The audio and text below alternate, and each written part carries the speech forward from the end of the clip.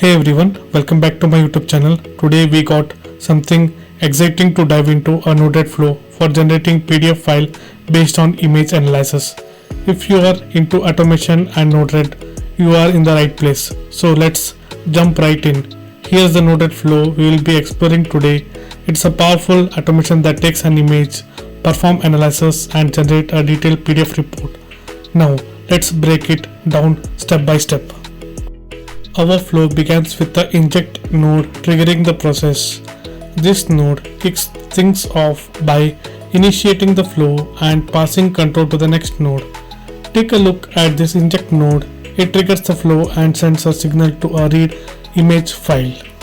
Next up, we have the file in node.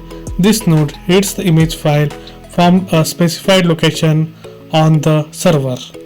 This node is crucial as it fetches the image file. In this case, PNG format will be used for analysis. Once the image is read, we convert it into base64 format using the base64 node. This step is essential for further processing. Here is the base64 node. It converts the image to base64, making it ready for the analysis, embedding into a PDF report. Now, let's head over to the function node. This is where the magic happens: image analysis and data preparations for the report. In this function node, the image is paired with the description. The description is a placeholder for a detailed analysis which you can customize. With the image and analysis ready, we move to the template node. Here we generate the content structure for our PDF report. This template node uses a JSON-based structure to define the layout, content, and styling of the PDF report. The final steps involve using the PDF make node to convert the content into a PDF buffer and saving it to a file using the file node.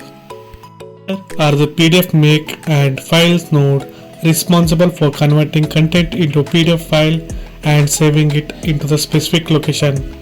And there you have it, a NodeRed flow that takes an image analysis sheet and generate a comprehensive PDF report.